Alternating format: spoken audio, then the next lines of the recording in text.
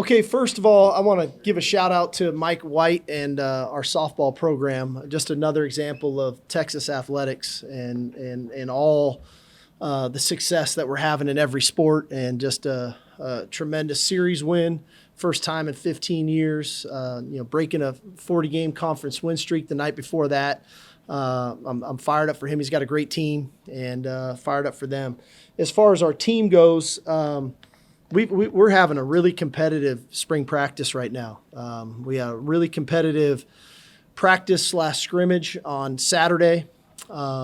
Physical, a lot of tackling, which we needed. And we came back again today and was really impressed with the mental intensity, the focus, the effort, the speed at practice. They brought it again today. So really encouraged by that. I'd say something that we talked a lot about to the team today was this. In the past, as we were building this program, we talked a lot about culture beats talent, and that we had to build a really strong culture to beat maybe teams that maybe had a little better talent than we did early on. And now we've assembled a pretty talented football team, but we still need the culture. Because as I touched on, I think at some points last year, culture and talent together, that's really dangerous. And so we don't ever want to sacrifice the team mentality just because we have the talent now, because that we're going to need both to try to go win a championship this fall. And I think our guys have been very responsive to that. And I think it's something that as we continue to grow with this team, as we get through the second half of spring practice here, as we head into the summer and working on our culture in the summer and then into training camp, that as we're building the team physically and as guys are getting better at their fundamentals, at their techniques, at understanding the scheme, we're not losing sight of the culture and how important that aspect is for us to be a championship team, come the fall.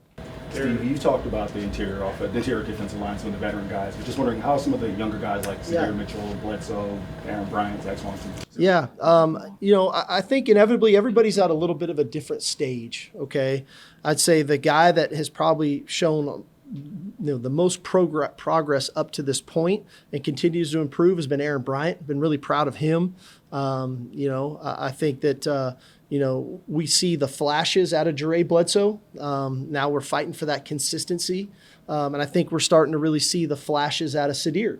But again, it's fighting for that consistency. I reference this guy a lot because I remember getting asked about him early on. I'd get asked about Alfred Collins a lot early on. And that was one of the common themes, right? We'd see the flash. Now we need the consistency. And it took a little bit of time, but I can tell you today, we're getting the consistency out of Alfred Collins, so we're getting the flash and the consistency. So that's really important.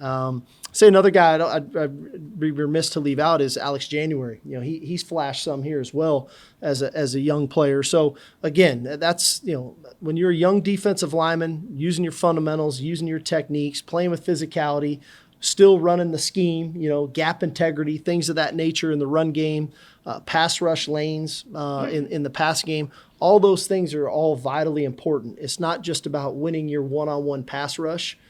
It's playing within the system and within the scheme and using the proper fundamentals and techniques. This past weekend's unique. You have a practice, but you have a ton of recruits. Same thing coming up this next weekend. How do you manage that, and how do you think it went overall the weekend as a recruiting event? The feedback we've gotten has been tremendous, from first of all, our players, because they're the most important thing. I think they enjoyed the format in which that we did practice, because there was still a definite practice component to it. Then there was the scrimmage, and I thought they enjoyed that. I thought they enjoyed kind of us all coming together here out back, and we had a crawfish boil and food trucks, and we had a great time together, kind of talking about that culture aspect of it. I think from a recruit standpoint, I thought they enjoyed it because they got a chance to see our coaches coach and see them working on things from an individual basis to walkthroughs, and then ultimately to some of the drill work, and then to the scrimmage aspect of it. And I think that the types of recruits we're recruiting now, I think, appreciate how hard we play, right? How hard we work, the intent, the physicality in which we play with. And then I think from a staff perspective, I think we all understand the value of recruiting, right? And the lifeline that it provides us to build our program and to stay relevant in where we want to be in college football.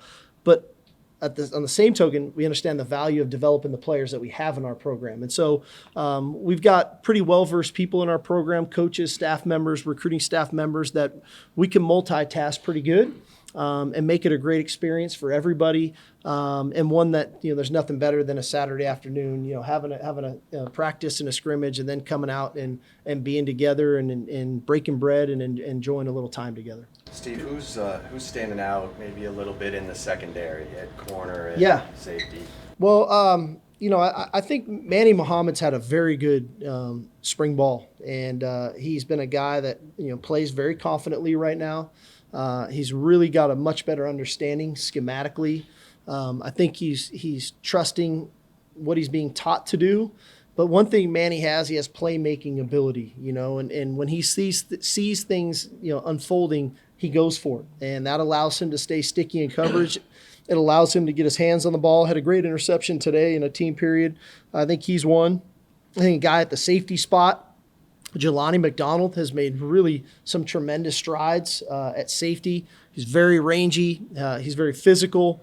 He's a good tackler. And I think the instincts, thinking about in high school, him basically playing quarterback the majority of the time, that football IQ is translating over to the defensive side of the ball. He's seeing things unfold. It's able to him to react well. And we got a glimpse of that from him last year on special teams, and now it's carrying over to defense. And at the star position, I would say Jalen Gilbo. He's had a tremendous spring. He's back. I joked with him the other day. He's playing fast. He's physical. He's understanding his angles better. And star is a difficult position in any defense, but most notably ours. Yeah, you really have to be one of our better players because we ask so much of that guy at that position. He's got to be able to play zone coverage. He's got to be able to play man coverage. He's got to blitz. He's got to sometimes fit the run and play in the box, predicated off of formations. He's got to be a great communicator. And so there's a lot that goes into that position, and he's a guy, to me, that has really stepped up. Does that allow you to move Jade? Well, the goal is now, how do we get our best five? And clearly, Jade and Jalen both have versatility position flex.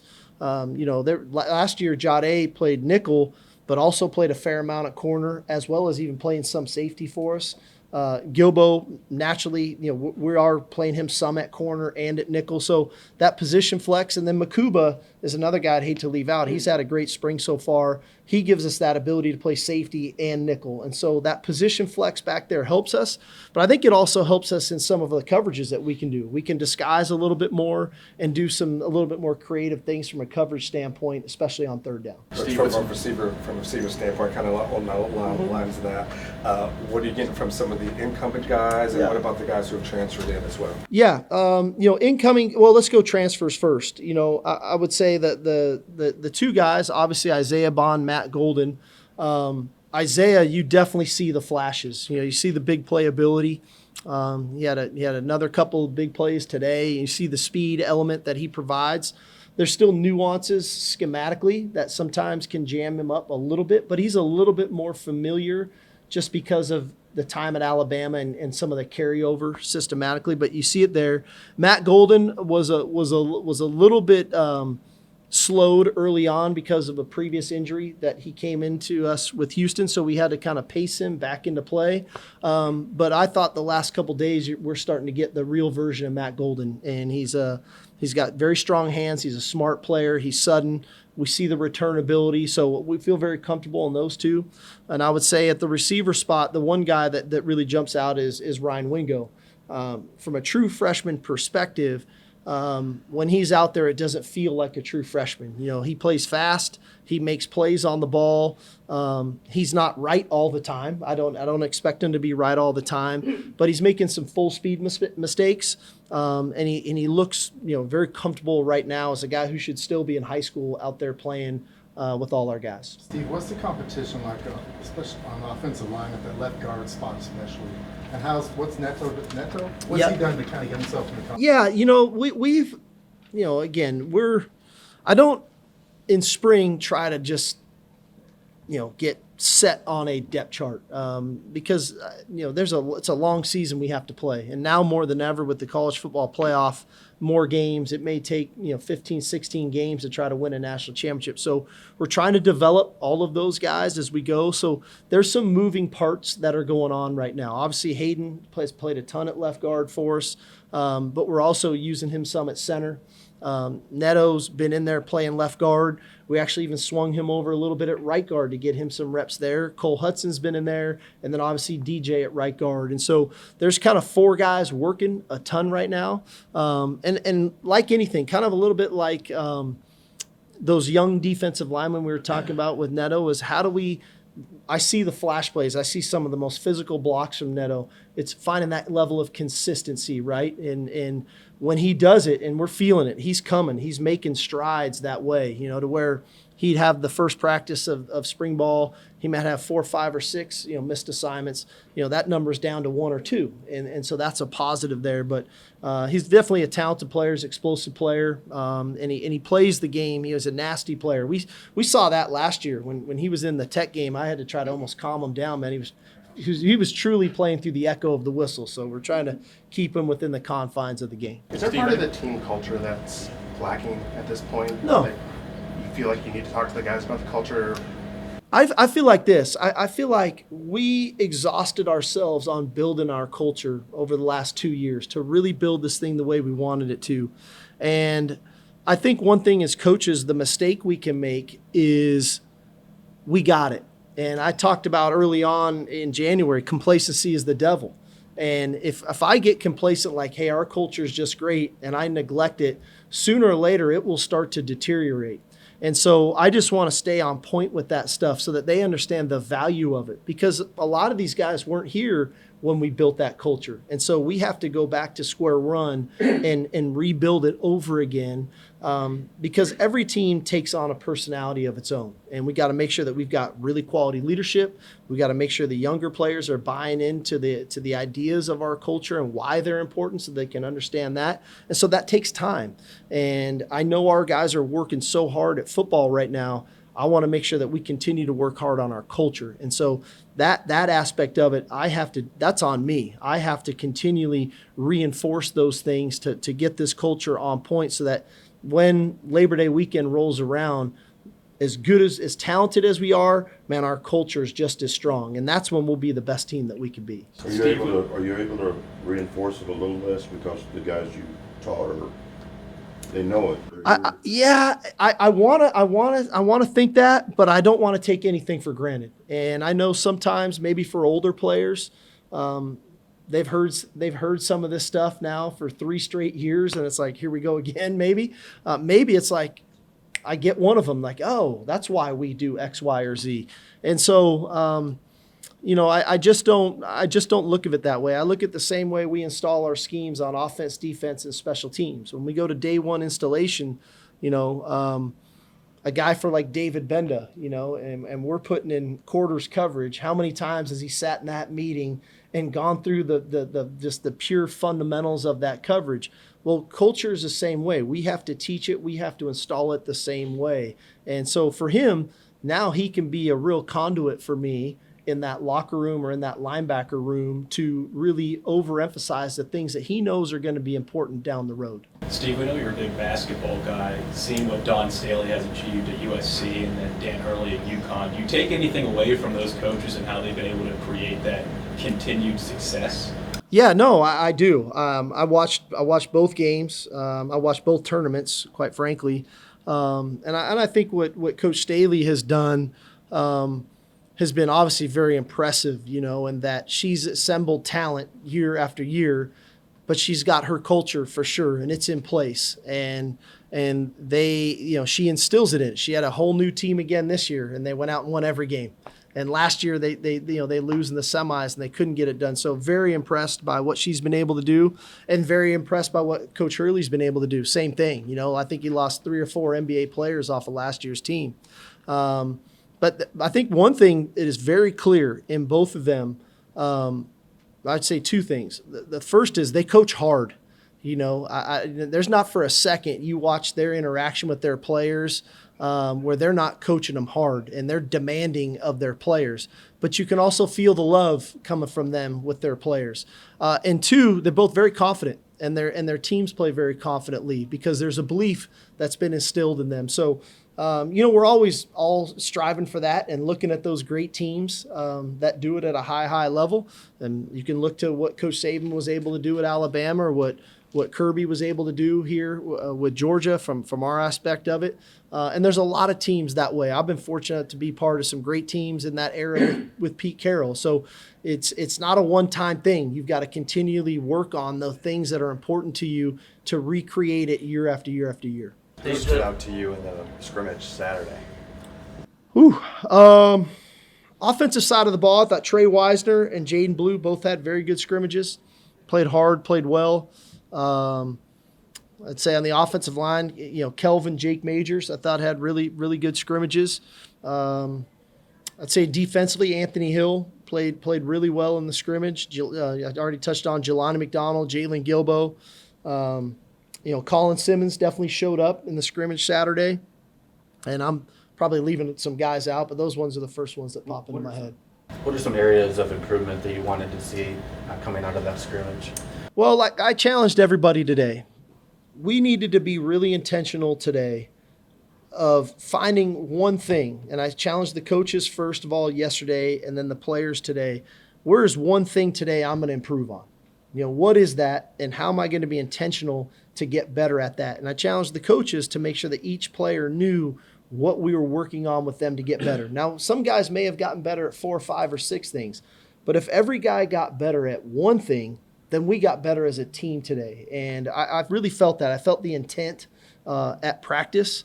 Ultimately,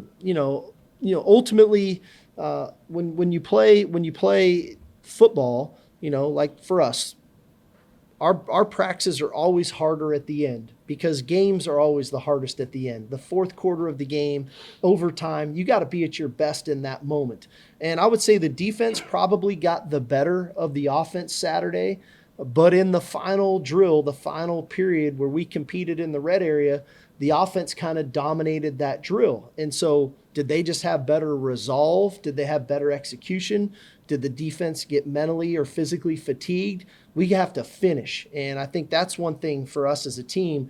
Our ability to sustain and play our best football at the most critical moments is always something that I'm striving for. Coach, on Jatavian, obviously Jatavian's gone, but Yeah. with Gunnar Helm, what are you seeing from him, this spring, and maybe even some of the other guys in that room? Yeah, I thought that, first of all, Gunnar a year ago had a really good season for us. And there was about a month span in there where JT was pretty nicked up with the ankle sprain, and he was limited some, and we put more on Gunnar's plate, and he really responded at a high level.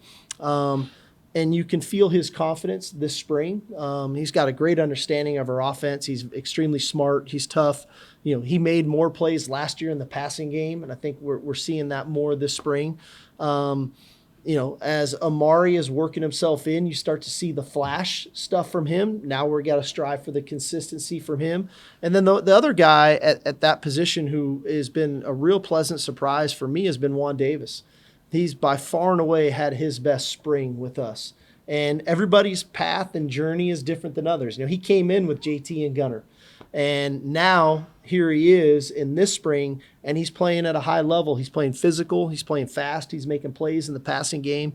So that's definitely been encouraging. But I would be remiss if I didn't say Spencer Shannon's improved, right? I mean, he's really improved. And you see the flash out of Jordan Washington. So that room we've got high hopes for. Naturally, in our system, that room is really important because we put a lot on those guys, not only physically but mentally. And so, they get challenged daily. And Coach Banks definitely doesn't cut any corners. You guys have seen him coach. Time for 2 last The ones. Division I Council is going to be again next week Yeah. about transfer window. And Yeah. There's even been some talk about mid-season Yeah, I don't know. transfers. Would that be total chaos? Are they going to do trades? Are we going to get to trade? I think- Hey, Kirby, I need a safety. You want a wideout? I mean, how's this going to work? I don't know. I mean, at this point, it's just kind of like, just tell us what the rules are, and then we'll adapt to them and do the best we can. Doesn't that scare you, though? That even might be considered? Well, At this point, nothing surprises me. You know, we're in this era right now that there's a lot of extraneous factors. It's not just about us as coaches, right? There's judges, right? There's you know, we're going to Capitol Hill to talk about what's happening in college football, and so there's a lot that is going into this right now. And I think ultimately everybody wants to do what's best for all parties involved: the student athlete, the universities, and then managing it from a coach's perspective on what our lives look like on a daily basis too, so that we can put a really good product on the field. You know, I've said this all along. I think college football is at an all-time high. The interest level in it, what goes around it. You guys all do a great job of covering our sport. People are intrigued by it. They're excited by it. There's great stories. There's great players. And I try to fight against some of the negativity that swirls a little bit around college football, because we got a great game, and we've got great coaches and great players and support from universities. And I just want to make sure when the dust all settles and whatever they tell us we can and can't do, we all operate within the framework of what they say we can do, and then try to put together a good team and then good conferences and really competitive play that our fans and then fans around the country and around the world love saying, man, I can't wait for Saturday afternoon, Saturday evening to watch college football, because I do think it's an awesome game right now, and it's getting played at a really high level. Steve, Josh. Steve, we know that with the helmet technology, we know that Quinn has that. How is that going on defense, trying to get that acclimated? It's probably been a little bit more challenging than it would be from an offensive perspective, and not because we're not physically equipped to do it from a coach to player standpoint. We just only have so many devices. So you can only, when you only have so many, you can only put so many and so many helmets, per practice. And so we've probably spent more time from an offensive perspective, but we will start to gravitate to the defensive side of the ball and spend a little bit more time there. Does